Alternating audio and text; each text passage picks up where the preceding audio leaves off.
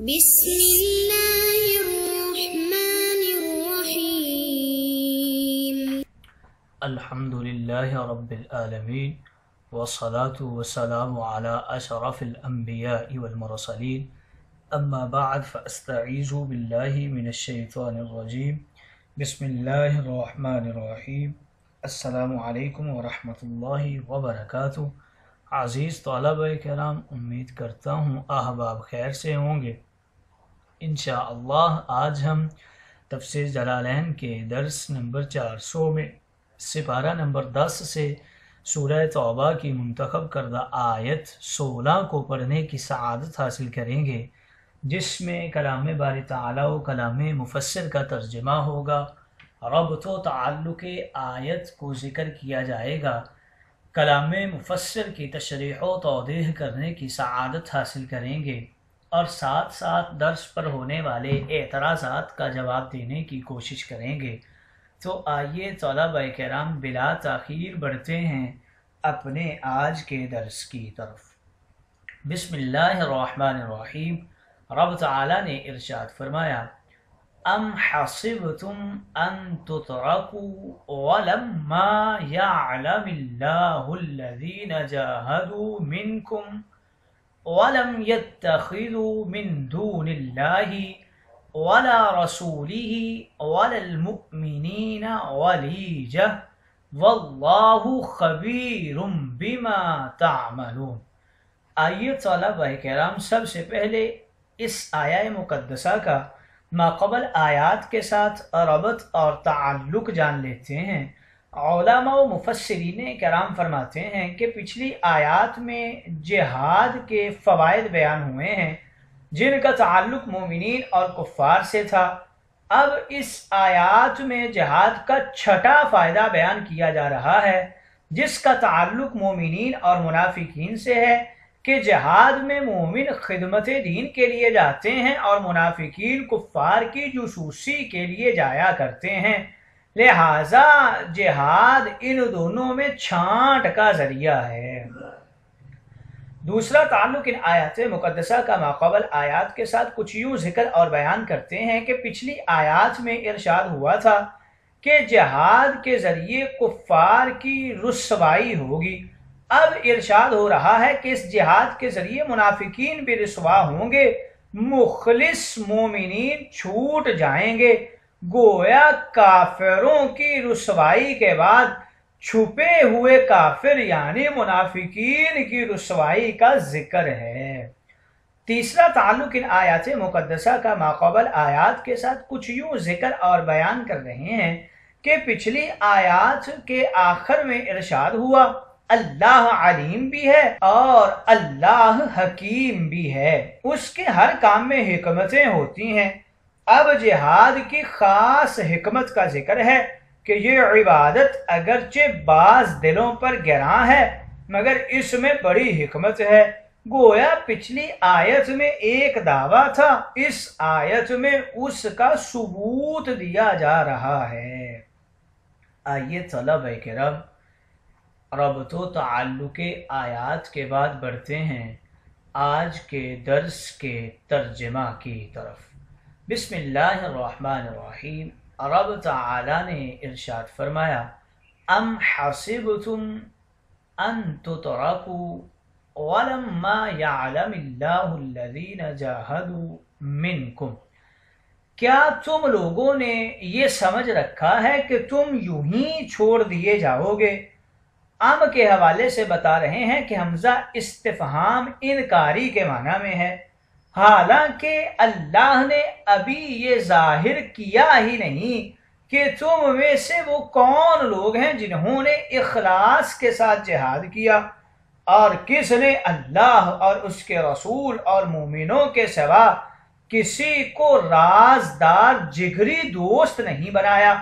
مطلب یہ کہ مخلصوں کو غیر مخلصوں سے ابھی ممتاز نہیں کیا، اور مخلصین وہ ہیں جو مذکورہ صفات سے متصف ہیں اور اللہ تمہارے کاموں سے بخوبی واقف ہے۔ آئیے طلبہ کرام ترجمہ کے بعد بڑھتے ہیں آج کے درس کی تشریح و توضیح کی طرف یہاں ذکر کر رہے ہیں کہ اے وہ لوگوں جن پر حکم جہاد گراں اور جہاد شاق ہے، کیا تم یہ سمجھ بیٹھے ہو کہ تم کو یوں ہی آزاد چھوڑ دیا جائے گا، جہاد فرض نہیں کیا جائے گا؟ حالانکہ ابھی اللہ رب العزت نے ان لوگوں کو نہ دیکھا یا نہ ظاہر کیا جو جہاد کریں اور اللہ اور رسول اور مومنین کے مقابل ان کے دشمن کفار کو اپنا رازدان نہ بنائیں، بحالت جہاد ان کی جاسوسی نہ کریں، مخلص مومن ہوں۔ ایسے لوگ مخلص مومن ہیں اور جو جہاد سے جی چرائیں یا جہاد میں جا کر مجاہدین کی خبریں کفار کو پہنچائیں، ان کی جاسوسی کریں، وہ تو منافقین ہیں۔ اے مسلمانوں، یہ خیال نہ کرنا کہ ہم تم سے بے خبر ہیں، یہ صرف اور صرف تمہارے لیے ہے۔ ہم تمہارے اعمال کو ہمیشہ سے جانتے ہیں کہ تم کیا کر چکے، کیا کر رہے ہو اور کب تم کیا کرو گے۔ آئیے طلبہ کرام تشریح و توضیح کے بعد بڑھتے ہیں اغراض و فوائد کی طرف۔ یہاں پر ذکر کر رہے ہیں ولیجہ کے حوالے سے کہ یہ ولوج سے ماخوذ ہے اور دخول کے معنی میں ہے، جگری رازدار دوست کو کہتے ہیں۔ مفسر علام نے ولیجہ کی تفسیر بطانتن سے کی ہے۔ بطانہ یہ استر کو کہتے ہیں جو کہ پوشیدہ رہتا ہے۔ آئیے طلبہ کرام بڑھتے ہیں فوائد کی طرف۔ دنیا دار العمل ہے، آخرت دار الجزا ہے۔ یہاں اعمال سے جی چورانا، آرام طلبی کرنا سخت محرومی ہے۔ یہ فائدہ ہمیں ام حسبتم سے حاصل ہوا ہے۔ یہاں عمل کی کوشش کرنی چاہیے، جزا نہیں ڈھونڈنی چاہیے، کیونکہ وہاں عمل نہیں ہوگا، انشاءاللہ دار الآخرت میں جزا ہوگی۔ دوسرا فائدہ آج کے درس سے یہ حاصل ہوتا ہے کہ مشکل اور دشوار اعمال سے مخلصین اور منافقین کی چھانٹ ہو جاتی ہے۔ مخلص مومن خندہ پیشانی سے انہیں قبول کر لیتا ہے، منافق ان سے جی چراتا ہے، اور یہ فائدہ ہمیں ان تترکوا سے حاصل ہوا ہے۔ کاشت کے زمانہ میں محنت کی پرواہ نہ کرو، یہ محنت کا زمانہ ہی ہوتا ہے جب کھیت کاٹنے کا وقت ہو اور زندگی کی کھیتی خیریت سے کٹے تب آرام کر لینا۔ تیسرا فائدہ آج کے درس سے یہ حاصل ہوتا ہے کہ آخرت کی سزا و جزا اللہ کے علم کی بنا پر نہیں بلکہ دنیا میں اعمال خیر و شر کی بنا پر ہے۔ جب تک عمل نہ ہو تب تک نہ احکام مرتب ہوں نہ سزا و جزا ہو۔ یہ فائدہ ہمیں لما یعلم اللہ الذین سے حاصل ہوا ہے۔ چوتھا فائدہ آج کے درس سے یہ حاصل ہوتا ہے کہ مسلمان کو کفار کا جاسوس بننا حرام ہے، اس پر اجرت لینا حرام ہے۔ یہ فائدہ ہمیں وَلَمْ يَتَّخِذُوا مِن دُونِ اللَّهِ سے حاصل ہوا ہے، یہ کام منافق کیا کرتے تھے۔ پانچواں فائدہ آج کے درس سے یہ حاصل ہوتا ہے کہ کفار کو اعلیٰ آسامیوں پر رکھنا، انہیں اپنا رازدار بنانا حرام ہے اور خطرناک بھی ہے۔ یہ فائدہ ولیجہ کی تفسیر سے حاصل ہوا ہے۔ رب تعالیٰ فرماتا ہے لا تتخذوا بطانة من دونکم لا یألونکم خبالا۔ چھٹا فائدہ آج کے درس سے یہ حاصل ہوتا ہے کہ اللہ تعالیٰ کی دوسری صفات قدیمہ جس طرح ہیں اور اسی طرح اس کا علم بھی قدیم اور واجب ہے، وہ ہمیشہ سے سب کو جانتا ہے۔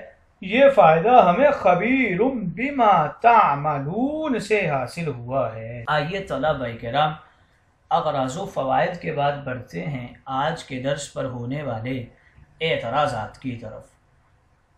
اس آیہ کریمہ سے معلوم ہوتا ہے کہ حضرات صحابہ بزدل، آرام پسند، سخت عبادات خصوصاً جہاد سے گھبراتے تھے۔ اس لیے تو ان کے متعلق اس قسم کی آیات نازل ہوئی ہیں جن میں انہیں ملامت کی گئی ہے۔ ام حسبتم، جواب اس کا یہ دے رہے ہیں کہ یہاں خطاب ضعفائے مومنین سے ہے جو نئے نئے مسلمان ہوئے تھے، ابھی ان کے دلوں میں ایمان پختہ نہیں ہوا تھا، پھر ان جیسی آیات سے وہ ایسے بہادر شیر دل ہو گئے کہ ساری فتوحات خصوصاً عہد فاروقی کی فتوحات انہوں نے حاصل کی، اسلام انہوں نے ہی پھیلایا۔ اس آیات میں ان پر عتاب نہیں بلکہ انہیں جہاد پر بھڑکانا ہے۔ دوسرا اعتراض آج کے درس کے اوپر یہ ہوتا ہے کہ اس آیہ کریمہ سے معلوم ہوا کہ رب تعالیٰ ہر وقت کسی چیز کا علم نہیں رکھتا، واقعہ ہو جانے کے بعد اسے معلوم ہوتا ہے۔ دیکھیے یہاں ارشاد ہوا لما یعلم اللہ الذین، اب تک اللہ نے مجاہدین کو جانا ہی نہیں۔ اس سوال کا جواب یہ دے رہے ہیں کہ ان جیسی آیات میں علم سے مراد مشاہدہ کا علم ہے، جسے علم ظہور کہتے ہیں، جو کسی چیز کے دیکھنے کے بعد حاصل ہوتا ہے۔ اس علم پر سزا و جزا ہے۔ عام محققین مفسرین نے یہ جواب دیا ہے، اور بعض نے یہ بھی فرمایا ہے کہ یہاں علم سے مراد اعلام ہے، یعنی دوسروں کو دکھانا بتانا، اور بعض نے یہ فرمایا ہے کہ یہاں علم سے مراد خود معلوم ہے، یعنی ان کا جہاد کرنا وغیرہ۔ غرض یہ کہ یہاں علم کی نفی ہرگز ثابت نہیں ہے۔ تیسرا اعتراض آج کے درس کے اوپر یہ ہوتا ہے کہ اگر جہاد کے ذریعے مخلص و منافق کی چھانٹ ہے تو جب جہاد فرض نہیں ہوا تھا اس وقت چھانٹ کیسے ہوا کرتی تھی؟ کیا اس وقت یہ دونوں ملے جلے رہا کرتے تھے جیسے ہجرت سے پہلے کے مسلمان؟ جہاد تو بعد میں ہجرت کے فرض ہوا ہے۔ اس کا جواب یہ دیتے ہیں کہ اس زمانہ میں سارے ہی مخلص تھے، ان میں کوئی منافق نہیں تھا۔ منافقین بعد ہجرت کے شامل ہوئے جب اسلام کا زور ہوا، اور مسلمان ہو کر دنیاوی فوائد بھی انہوں نے حاصل کیے، کیونکہ اسلام کے زور کے بعد وہاں سے دنیاوی فوائد بھی حاصل ہوا کرتے تھے۔ ہجرت سے پہلے مسلمان ہونا گویا کانٹوں کی سیج پر سونا تھا، اور اپنے آپ کو آفات و بلیات کے اندر ڈالنا تھا۔ اس لیے ہجرت کے بعد جو مسلمان ہوئے انہی میں منافقین پیدا ہوئے تھے۔